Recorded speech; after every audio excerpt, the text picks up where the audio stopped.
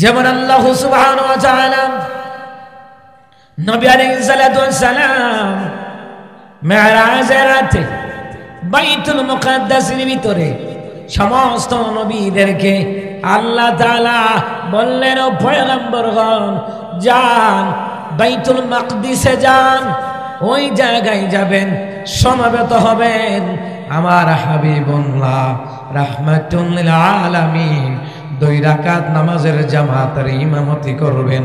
ওই দিন সমস্ত নবীগণকে আল্লাহ তাআলা কবর থেকে উঠাইয়া বাইতুল মুকাদ্দাসে আল্লাহ পাঠিয়ে দিয়েছেন।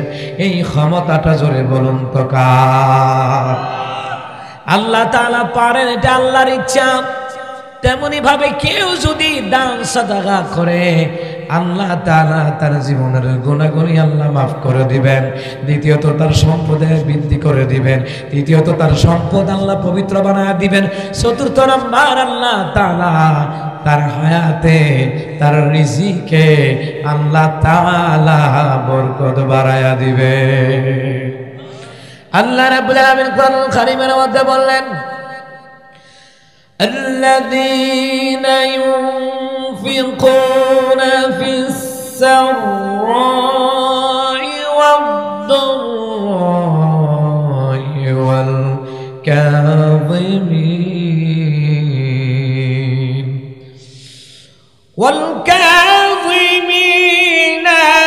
الغيظ والعافين عن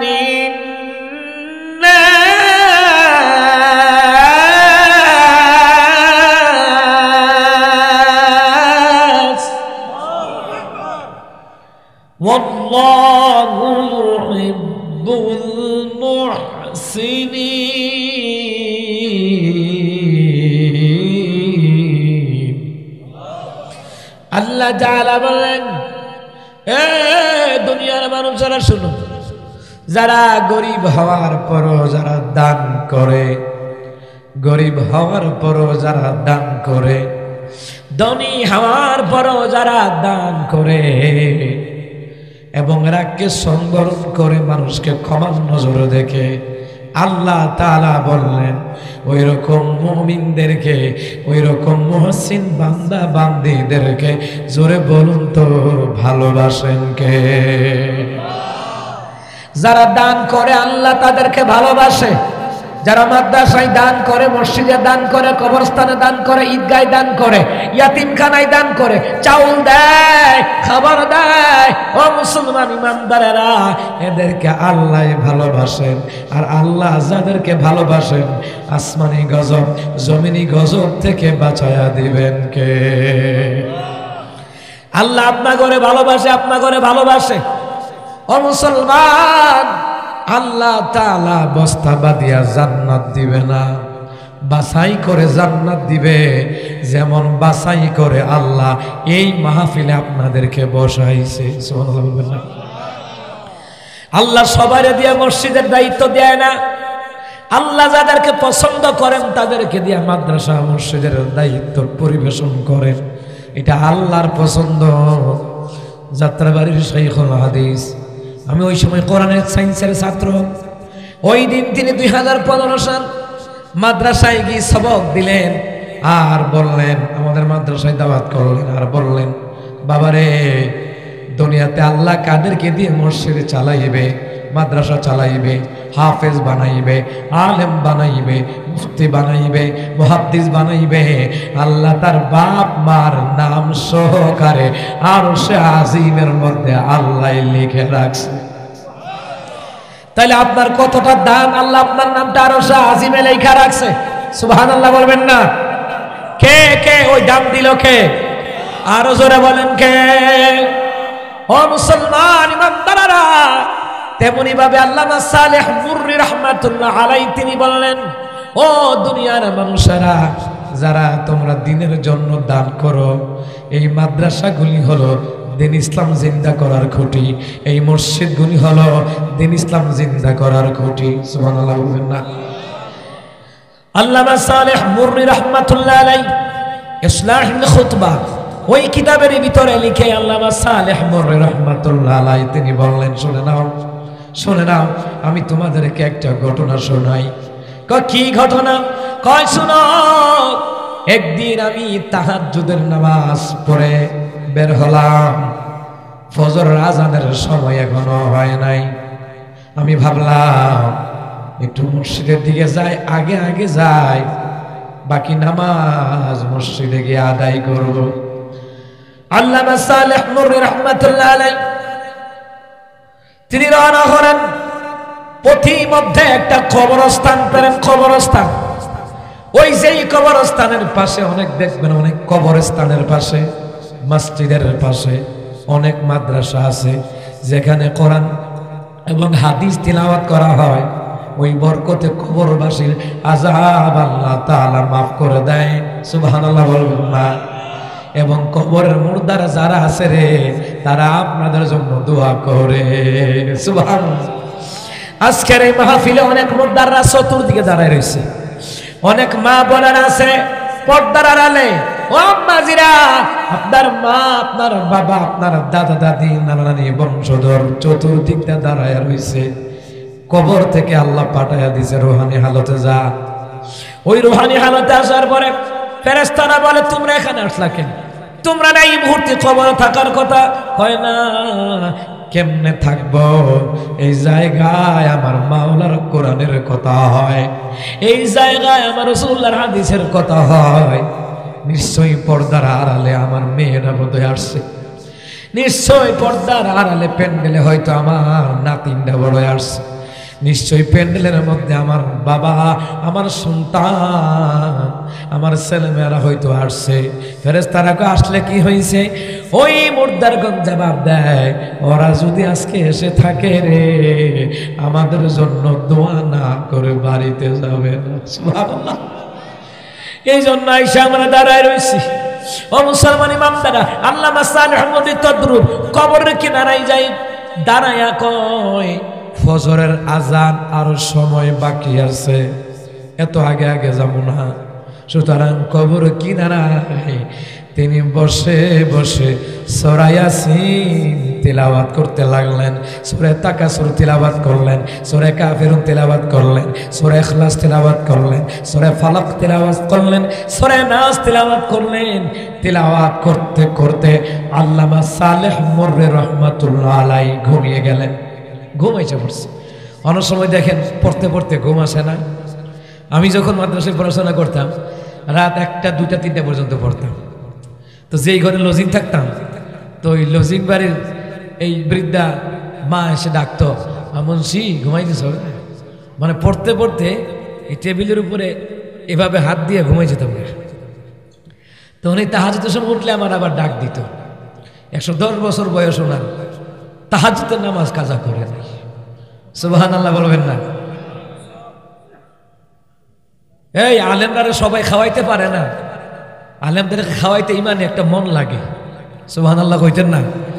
তো সবাইকে আলেমরা ভালোবাসতে পারে, সবাই খাওয়াইতে পারে। আল্লাহ যাদেরকে পছন্দ করে আর যারা আলেমদেরকে পছন্দ করে, ভালোবাসে, মেহমানদারি করে, খাওয়ায়, নবী কয় আমার সাথে জান্নাতে থাকবে। কাল মেহমানদারি পছন্দ করেন কে? ওই বৃদ্ধ মা এসে আমার ডাকতো। তা আমার পড়াশোনা শেষের পর আমি চলে আসলাম। পরে শুনলাম তিনি দুনিয়া থেকে বিদায় হয়ে গেছেন। আমি মন করে দোয়া করেছি। খাবারের সময় এসে ডাকতো। আগেলা দিনের মানুষ তো, মুন্সি আইন খাবারটা খাইলাম। এই জন্য যেই বাড়িতে ছাত্ররা লজিং থাকে, মনে রাখবেন, ওই বাড়িওয়ালা যদি গরিবও হয়, আল্লাহ তাআলা একসময় গরিব রাখবে না।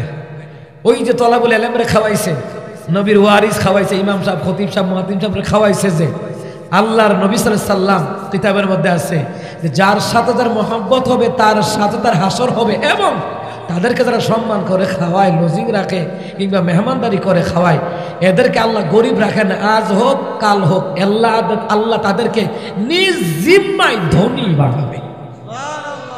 আমি 4টা বাড়িতে লজিং আছেন এবং 4 বাড়িতে আপনার ফাউন্ডেশন করে বিল্ডিংও ঘুমায়। এই জন্য মাদ্রাসার ছাত্রদের খাওয়াইলে, আলেমদেরকে খাওয়াইলে, মুরব্বী মেহমান আছে নামাজি, এদেরকে খাওয়াইলে আল্লাহকে কমাইতাম না, তোর জীবন দিয়ে আমি ধনী বানাবো। তুই গরিব কি হইছে, তোর ছেলে মেয়েরে দিয়ে আমি আল্লাহ ধনী বানাবো, আর এমন ধনী বানাবো তোর মক্কা মদিনায় যাওয়ার স্বপ্ন আসলো না, ওই মক্কা মদিনায় নিয়ে যাবো। আমার জীবনে আমি যেভাবে পড়াশোনা করছি, জীবনে মক্কা মদিনায় যাওয়ার কল্পনাও আসিল না। ও আমার 2022 সালে আল্লাহ কয় কবুল হয়ে গেছে গা। আইও দেখছেন, কল্পনা করি নাই জীবনে। ছাত্র মানুষ, লেখাপড়া করি, কল্পনাও করি না তোর মক্কা মদিনায় জীবনে যাইতে পারতাম। কিন্তু আল্লাহ কিন্তু নেওয়াইছে। আপনার মনের মধ্যে নিয়ত করে যদি আজকে দান করে থাকেন, মনে রাখবেন আল্লাহ একদিন একদিন মরার আগে হইল রাসূলুল্লাহর রওজায় আল্লাহ নিয়ে যাইব। তাও যদি না হয় স্বপ্নে যুগে আল্লাহ তাআলা নবীর রওজায় নেওয়াইব। সুবহানাল্লাহ কইতেন না? আমি মাদ্রাসায় যখন পড়ি অনেকগুলো স্বপ্ন দেখলাম মক্কা মদিনায় নিয়ে। আল্লাহু আকবার, জমজমের পানি দিয়ে উযু করছি, স্বপ্ন নাই, মনে আছে কথা?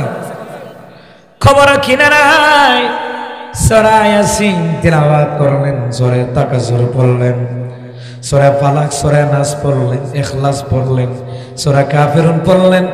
পড়তে পড়তে ঘুমিয়ে গেলেন। এমনও যারা স্কুল কলেজে মাদ্রাসায় পড়াশোনা করে দেখা যায় অনেক ছাত্র পড়তে পড়তে ঘুমায়া যায়। আজকে আপনাদের এই আশরাফিয়া মাদ্রাসায় নাকি এই যে মাদ্রাসায় যারা শিক্ষক আছেন এরা কইতে পারবো পড়তে পড়তে কত ফুলাবান ঘুমাই জায়গা। ঘুমায়নি? আবেশ সাহেবরা ঘুমায়নি? ঘুমাই জায়গা। আচ্ছা, ঘুমাই জায়গা কি শয়তানে ঘুম পাড়ায়? না, এটা আল্লাহর রহমতের গুণে, রহমতের পাওয়ারে তার চোখে শান্তির ঘুমাইয়া পড়ে। সুবহানাল্লাহ কইতেন না?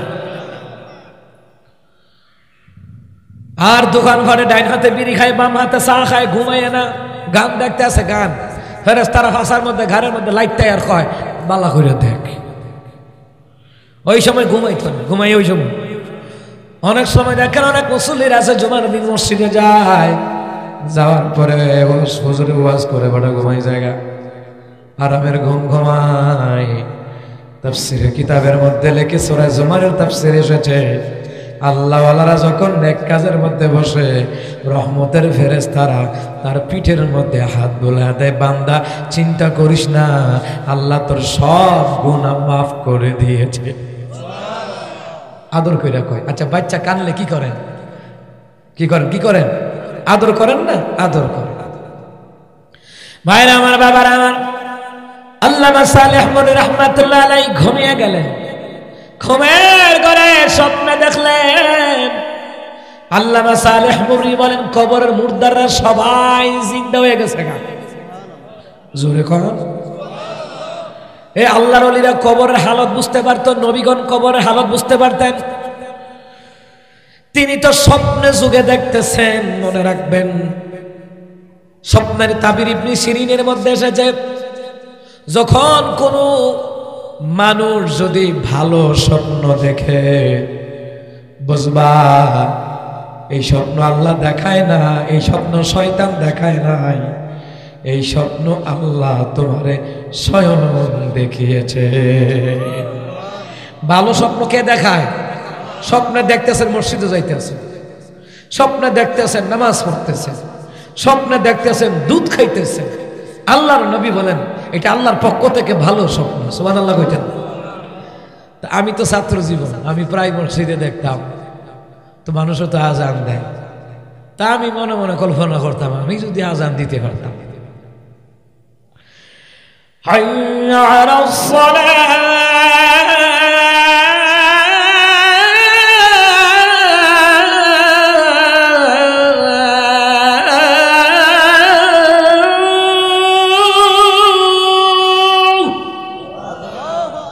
এই স্বপ্নে আজান দিতে আছে।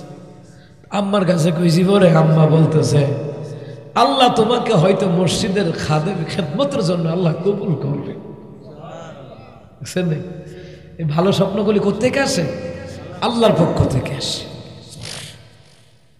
ভাইরা আমার, বাবারা আমার, আল্লামা সালেহ মুরি বলেন কবরের মুর্দাররা জিন্দা, কিন্তু আমি দেখতে পেলাম কতগুলি ফেরেশতারা ওই মুর্দারদের গায়ে নতুন নতুন জামা কাপড় জান্নাত থেকে পরায়া দিচ্ছে। এবং কি দেখলাম, স্বর্ণের খানসা দিয়া জান্নাতি খাবার তাদেরকে দেওয়া হচ্ছে, কিন্তু কবরের কিনারায় একটা মাসুম বাচ্চা সেরা জামা কাপড় তারে কেউ কাপড় দেয় না, স্বর্ণের খানসা দিয়া খাবারও দেয় না। আল্লামা সালেহ মুররি দেখলেন ছোট বাচ্চার মনটা বড় খারাপ। আল্লামা সালেহ মুররি আগায়া গেলেন, আগায়া গিয়ে বলেন, বাবা, এই সকল মুর্দারের গায়ে পোশাক পরিয়ে দেওয়া হচ্ছে, দামি পোশাক, খাবারও দেওয়া হচ্ছে, কিন্তু বাবারে তোমাকে কেউ কাপড়ও দেয় নাই, খাবারও দেয় নাই। বাচ্চাটা চোখের পানি সারিয়া দিয়া কয়, হুজুর, আমার তো দুনিয়াতে কেউ নাই যে আমার নামে কিছু দান করবে নাই। আমি আমার মায়ের একমাত্র সন্তান। আমার জন্ম হওয়ার আগেই আমার বাবা দুনিয়া থেকে বিদায় হয়ে গেছে। মা আমাকে লালন পালন করেছেন, কিন্তু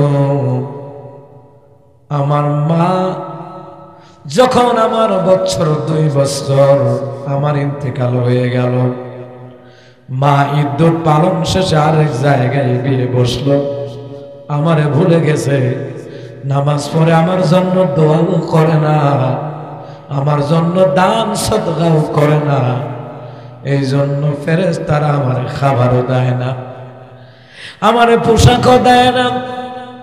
আল্লামা সালেহ মুররি স্বপ্নের ভিতরে বলতেছে, বাবা, তোমার বাড়ি কোন এলাকায় বলতে পারবা? বাড়ির ঠিকানা দিলেন, তার মা কোন জায়গায় বিছে বসছে ওই ঠিকানাও দিলেন। এমনি সময় কবরস্থানের পাশে যেই মসজিদ ছিল, মাদ্রাসা ছিল, ওই জায়গায় আজান হয়ে গেল। আজানের ভিতরে যখন মুয়াজ্জিন বলল, আসসালাতু খায়রুম মিনান নাওম,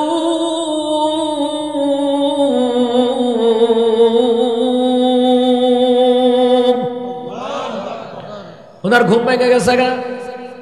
ঘুম ভাঙার পরে পেরেশান হয়ে গেছে। কোন সময় ওই যে তার মাকে যে এলাকায় বিয়ে দিয়েছে ওখানে যাই, ফজরের নামাজ জামাতে আদায় করলেন।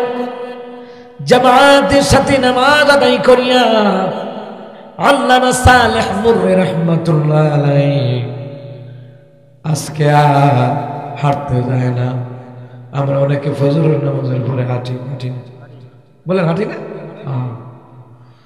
হাঁটতে বের হলেন, আজকে হাঁটতে বের হলেন না, ডাইরেক্ট হাঁটতে গেলেন ওই যে ছোট বাচ্চাটা মারা গেল তার এলাকায় গেলেন। ঠিকানা নিয়ে তার মাকে যে এলাকায় বিয়ে দিছে ওই এলাকায় গেলেন। ওই জায়গায় যাওয়ার পরে গ্রামের নাম ঠিকানায় জানেন, ইউনিয়ন কোথায়, গ্রাম কোথায় গেলেন। তার দ্বিতীয় বিবাহ যেখানে বসেছে তার স্বামীর নাম ঠিকানা অনুযায়ী বাড়ি কেনার আগে সালাম দিলেন, আসসালামু আলাইকুম ইয়া হালাল বাইত। সালামের উত্তর আসলো, আর বলল, মা, আমি দূর থেকে আমি মুসাফির এসেছি গো মা। মা গো মা, তোমার কোন সন্তান দুনিয়াতে আসেনি? বলে নাই। এ মা, দুনিয়াতে নাই, তবে তোমার কোন সন্তান ছিল কিনা? বলে হ্যাঁ, আমার সন্তান গত কয়েক বছর আগে দুনিয়া থেকে বিদায় হয়ে গেছে। আল্লামা সালেহ মুররি বলেন, মা, গত রাতে স্বপ্নে আমি তোমার সন্তানটাকে দেখেছি গো মা। মা গো মা, স্বপ্নের ভিতরে দেখলাম তোমার সন্তান কেউ কাপড় দেয় না, খাবারও দেয় না, কিন্তু কবরের সকল মুর্দারের গায়ে খাবার, কবরের মুর্দারের গায়ে জান্নাতি পোশাক, কবরের মুর্দারদের যার যার হাতে আল্লাহর ফেরেশতারা জান্নাতি খাবার দেয়, স্বর্ণের খানসা দিয়া তোমার সন্তানটারে কেউ খাবার দেয় না, তোমার সন্তানটারে কেউ পোশাক পরায় না, সিরা জামা কাপড়। হে মা, আমার বড় দেখে দুঃখ লেগেছে। মহিলাটা চিৎকার দিয়ে কয়ে, বাবা একটু বলেন না এই ক্ষেত্রে আমি কি আমল করতে পারি? এর মা, আমি তোমার ছেলেরে জিজ্ঞেস করেছি, তোমার ছেলে জবাব দিয়েছে, হুজুর দুনিয়ায় যদি আমার নামে কেউ দান করত, আল্লাহর ফেরেশতারা আমাকেও জান্নাতি পোশাক পরাইতো।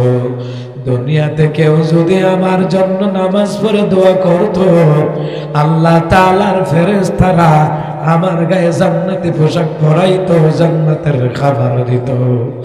এইবার মহিলাটা বলে, হুজুর আমি এখন বুঝতে পারছি। দৌড়াইয়া ঘরের কোনায় মহিলারা যে টাকা জমায়, ওই টাকার পুটলি 1000 মুদ্রা। ওই জামানায় 1000 মুদ্রা নিয়া পর্দার আড়াল থেকে হাতটা বাইরে কইরা কই, হুজুর না এই টাকা গুনি আমার সন্তানের নামে মাদ্রাসায় দিয়ে দিই। নেন টাকাগুলি, নেন মাদ্রাসায় দিয়া দিয়েন। আর হুজুর এখন থেকে 1 ওয়াক্ত নামাজ আমি কাজা করব না, আমি চলে যাব হুজুর নামাজের জন্য। আল্লামা সালেহ মুররি এই টাকাগুলি দিনের ভিতরেই মাদ্রাসায় দিয়ে দিলেন, যেইখানে গরিব ছাত্ররা পড়াশোনা করে, ইয়াতিম ছাত্ররা পড়াশোনা করে, ওই জায়গায় দান করে দিলেন। যখন দান করে দিয়া মনটা বড় শান্ত হয়ে গেল। এশারের নামাজের পরে যখন ঘুমাইলেন, আল্লামা সালেহ মুররি বলেন, ওই যে গত রাতে যেই স্বপ্নটা দেখেছিলাম, বাচ্চাটার গায়ে জামা নাই, কাপড় নাই, খাবার নাই, দৌড়াইয়া দৌড়াইয়া ওই বাচ্চাটা কবর থেকে উঠিয়া দৌড়াইয়া আমার কাছে আসিয়া কয়, হুজুর আমার মাঝে 1000 মুদ্রা মাদ্রাসায় আল্লাহ নবীর জন্য দান করেছে, আল্লাহ কবুল করে নিয়েছে, ফেরেশতারা আমার জান্নাতের খাবার দিয়েছে। হুজুর আমার মার দান আল্লাহ কবুল করে নিয়েছে। দ্বিতীয় নাম্বার হুজুর দেখাইতেছে, দ্বিতীয় নাম্বার বলে, হুজুর এই দেখেন পোশাক, পোশাক এই যে ফেরেশতারা জান্নাতের পোশাকও আমার দিছে, আম্মা যে নামাজ পড়ে দোয়া করছে, দোয়া কবুল হয়ে গেছে।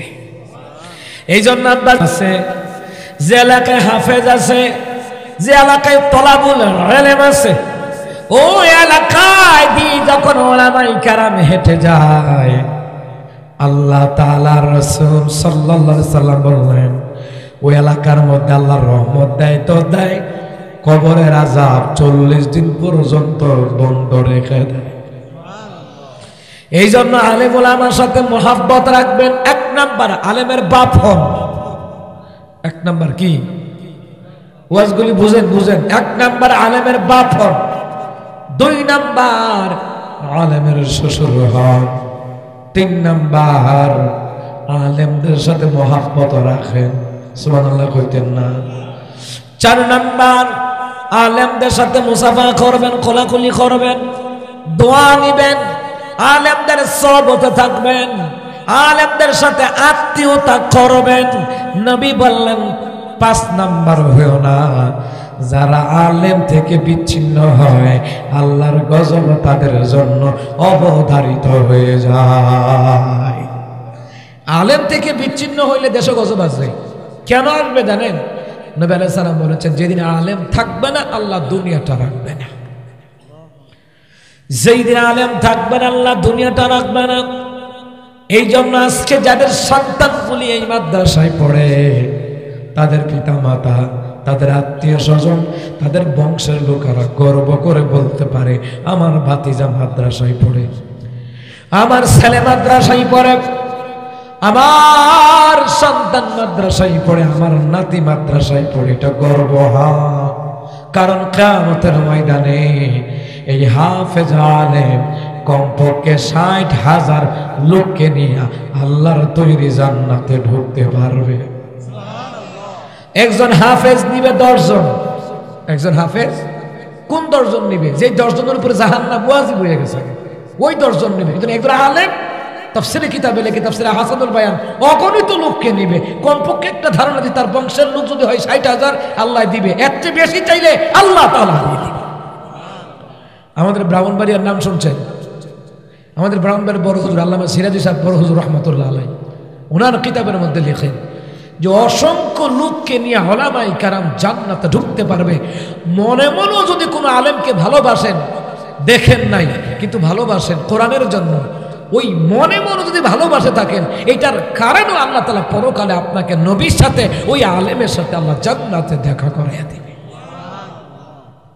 কিন্তু আলেমদের সামনে বেয়াদবি করা যাবে না। এই দাড়িওয়ালা টুপিওয়ালাদের সাথে কখনো বেয়াদবি করা যাবে না। কথা কোন ঠিক কি না?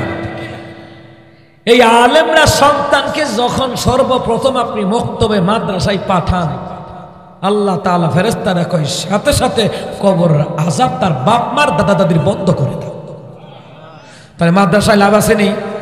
মাদ্রাসা থাকার দরকার আসেনি? যারা মাদ্রাসার বিরুদ্ধে যুগে যুগে যারা কথা বলছে, এদেরকে আল্লাহ তাআলা অসম্মানের সাথে বিদায় করে দিয়েছে। এই জন্য মাদ্রাসার পক্ষে থাকবেন। এখানে অনেক দলের লোক আছে, ধন্যবাদ জানাই যে এই লোকগুলি এখন পর্যন্ত স্টেজে বসে আছে। অনেক জায়গায় গেলে নেতা ভাত খাইয়া জায়গা আসে না, আসে না। আমরা তো 64টা জেলায় ঘুরি, আমরা দেখি তো কোন জেলার নেতা কোন খাইচ্যতের, এটা আমরা থেকে বেশি বুঝি। ঠিক না? ঠিক না? অনেক মাদ্রাসা কমিটিরও হয় না, ওয়াজের হরও হয় না। বুঝে না, বুঝাইতে হবে। মুসা কালিমুল্লাহ রাস্তা দিয়ে যায়, খবরে দেখে আযাব। এটা নবীর আযাব দেখতে, ওই আল পাওয়ার আল্লাহ তাআলা দিয়ে দিছে। সুবহানাল্লাহ পড়েন। মুসা কালিমুল্লাহ রাস্তা দিয়ে যায়, রাস্তা দিয়ে যাওয়ার পরে দেখলেন একটি কবরের মধ্যে আযাব। মুসা কালিমুল্লাহ সোজা চলে গেলেন, কবরবাসীকে সালাম দিলেন, চলে গেলেন। বিকেল বেলায় মুসা কালিমুল্লাহ রাস্তা দিয়ে আসলেন। আসার পরে দেখে ওই কবরে আর আযাব নাই। তাফসীর কাবীরের ভিতরে লিখে আল্লামা ফখরুদ্দীন রাজি রাহমাতুল্লাহ আলাইহি, তিনি লিখেন তিনার কিতাবের ভিতরে, ও মুসলমান ইমানদারেরা, আব্দুল্লাহ ইবনে আব্বাস রাদিয়াল্লাহু তাআলা আনহু তিনি বর্ণনা করেন, মুসা কালিমুল্লাহ কয় যাওয়ার সময় দেখলাম ওই কবরে আযাব। এখন দেখে এই কবরে আযাব নাই, ঘটনা কি? কবরবাসীরা, একটু আগে যাওয়ার পরে দেখলাম কবরে আযাব, এখন দেখি কবরের আযাব নাই, কারণটা কি? কবরের মুর্দার জবাব দেয় আল্লাহর পয়গম্বর, আমি অপরাধী, আমি গুনাহগার, আমার কবরে আযাব। আমার স্ত্রী যখন গর্ভবতী, তখন আমার মৃত্যু হয়ে যায়। আমি আমার স্ত্রীকে নসিহত করে আসলাম, বিবি সন্তান হওয়ার আগে যদি আমি মারা যাই, আমার সন্তানটারে তুমি দিনী ইলম শিখাইবা। বিবি কথাটা মনে রাখছে। সন্তান এবার উপযুক্ত হলো, কথাবার্তা বলা শিখলো। স্ত্রী স্বামীর কত ভালোবাসে, স্বামীর কথাটারে রাখলেন। মাদ্রাসা মক্তবে পাঠায়া দিলেন। পাঠায়া দেওয়ার পরে মাদ্রাসায় যাওয়ার পরে প্রথম সবক আউযু বিল্লাহি মিনাশ শাইতানির রাজিম বিসমিল্লাহির রহমানির রহিম। আপনারা অনেকে বুঝবেন না, কইবেন হুজুর এটা তো শেষ নবীর উম্মত হিসাবে আমরা না এটা পড়ি, ওই সময় কি ছিল? হ্যাঁ, ওই সময় আল্লাহ তাআলা আদম আলাইহিস সালামের বানায়া দুনিয়াতে ছাইড়া দিয়া আল্লাহ তাআলা এগুলো জান্নাত থেকেই আল্লাহ তাআলা শিখাইয়া দিয়েছে। শয়তানের ওয়াসওয়াসা থেকে বাঁচতে হলে নাউযু বিল্লাহি মিনাশ শাইতানির রাজিম পড়তে হবে, বরকত পেতে হলে, এবং বিসমিল্লাহির রহমানির রহিম এগুলি পড়তে হবে। আল্লাহ বাবা আদমের শিখাইয়া দিয়েছে। ও কেমন শিখাইছে? ও বাবা আদমের হাতের এক একটা রগে আল্লাহ তাআলা 2 লক্ষ করে ইলম আল্লাহ শিখাইয়া দিয়েছে। তা আমাদের শরীরে কয় হাজার আছে? কথা কয় না, হিসাব ছাড়া। বলেন কয় হাজার আছে? হিসাব ছাড়া। তার আব্বা তো আব্বাই, বাবা আদম আলাইহিস সালাম, ঠিক কিনা কম? ওই বাচ্চাটা যাবার পরে বিসমিল্লাহির রহমানির রহিম,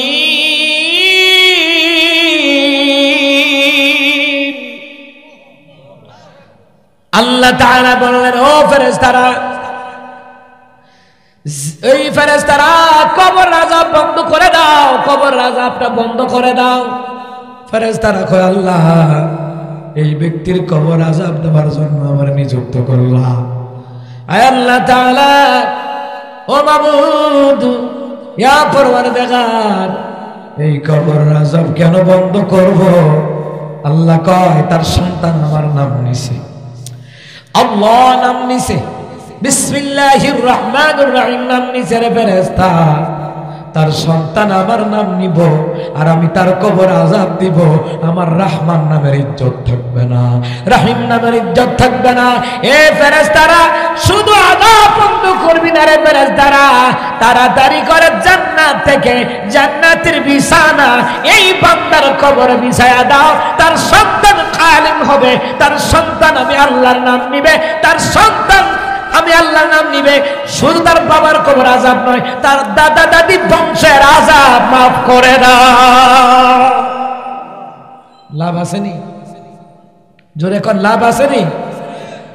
সন্তানটারে হাফেজ আলেম বানাইন, স্কুলে পড়ান, বাধা নাই, আগে দিনই আলেমটা শিখাইয়া পাঠাইছে, যেন সে নাস্তিক না হয়, যেন সে বেঈমান না হয়।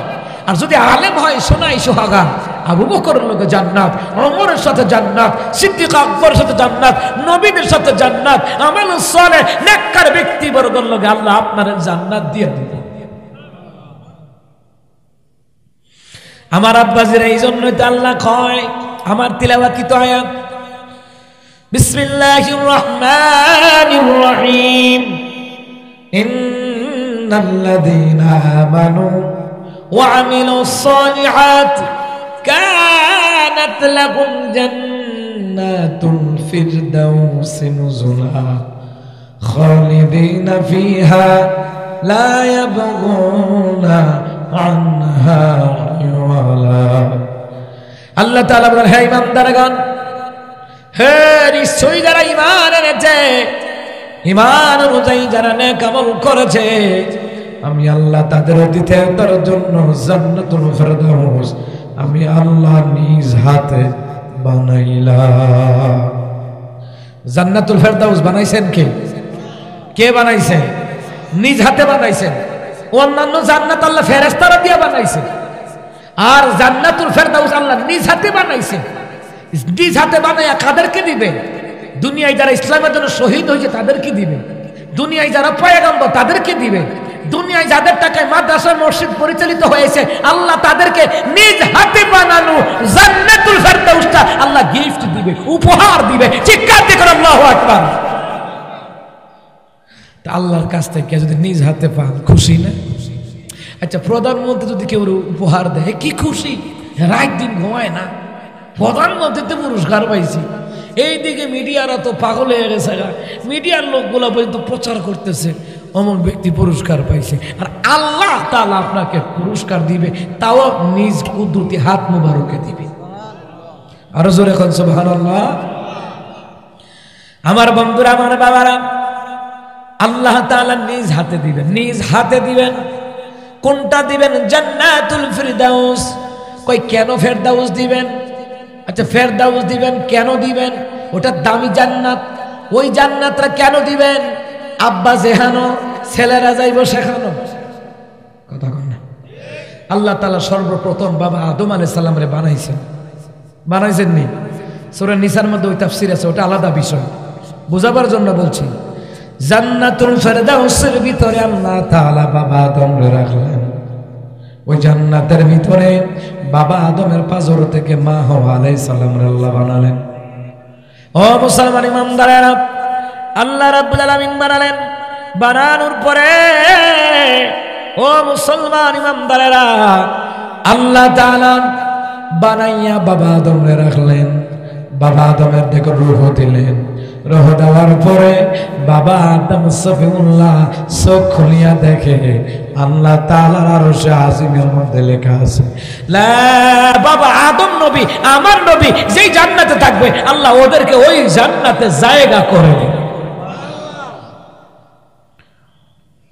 আমার বন্ধুরা, আমার বাবারা, আল্লাহ তাআলা বললেন ওই জান্নাতের ভিতরে ঢুকবা, ঢোকার পরে তোমরা বের হওয়া লাগবে না। দুনিয়াতে এক জায়গায় থাকতে ভালো লাগে না। কেউ কক্সবাজারে যায়, সেন্ট মার্টিনে যায়, ঘোরাঘুরি করতে যায়নি, কথা কেন যায়নি?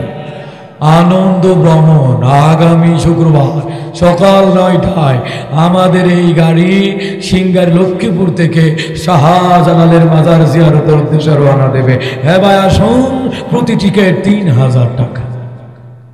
কথা কয় না? এরকম আপনাদের এলাকায় হয় না? আমগো দিকে হয়। এক জায়গা থেকে ভাল লাগে না, তাই ভ্রমণ করে শাহজালাল শাহপুরানে যাই, কক্সবাজারে যাই, সেন্ট মার্টিনে যাই, আই সিলে জাফলনে যাই, সাদা পাথর দেখে আই যাই, ভাল লাগে না। তা আল্লাহকে আমি জানি এদের এক জায়গা থেকে ভাল লাগতো না, এই জন্য আমি জান্নাতের ভিতরে যে ঢোকামো আল্লাহকে বের হওয়া লাগবে না। তো বান্দা কই বললা বের হওয়া লাগতো না, জামু কই? সিঙ্গার এলাকায় আসিলাম, লক্ষ্মীপুর এলাকায় আসিলাম, এক জায়গা থেকে ভালো লাগছে না। মাঝে মধ্যে বিদেশ গেছি, মাঝে মধ্যে কক্সবাজার, সেন্ট মার্টিন, জাফলংয়ে গেছি। আল্লাহ ইয়া নইতে আসিনি। আল্লাহকে এত দামি জিনিস ভ্রমণের জন্য আমি আল্লাহ তাআলা রেখেছি। হাদিস শরীফের মধ্যে লিখে নবী আলাইহিস সালামের কাছে একজন সাহাবী এসে, হুজুর জান্নাত তো থাকাম ঠিক আছে, আল্লাহ ঘোরা দিবনি, ঘোরা দিবনি জিগা। দিনের নবী রেখে বলেন, সাবিরে এ সাবি, আল্লাহ তাআলা জান্নাতের ভিতরে দুনিয়ার ঘোড়া দিবে না, জান্নাতি ঘোড়া দিবে। এক প্রান্ত থেকে অপর প্রান্তে ঘোড়ার 2টা পাখার দ্বারা উড়ে উড়ে জান্নাতের মধ্যে বেড়াবে। ওই ঘোড়ার 2টা ডানা স্বর্ণের দ্বারা, মণিমুক্তার দ্বারা, হীরা জহরত দ্বারা ওই ডানাগুলি সাজানো থাকবে। সুবহানাল্লাহ কয় না? এই জন্য আল্লাহ তাআলা বললেন, খালিদিনা ফিহা লা ইয়াবগুনা আনহা হিওয়ালা। ওই জান্নাতের ভেতরে ঢুকবা, জান্নাত থেকে বের হওয়া লাগবে না। যেটা চাইবা ওইটা আল্লাহ দিবেন। সুবহানাল্লাহ। ওয়ালাকুম ফিহা মা তাশতাহি আনফুসুকুম ওয়ালাকুম ফিহা মা তাদউন।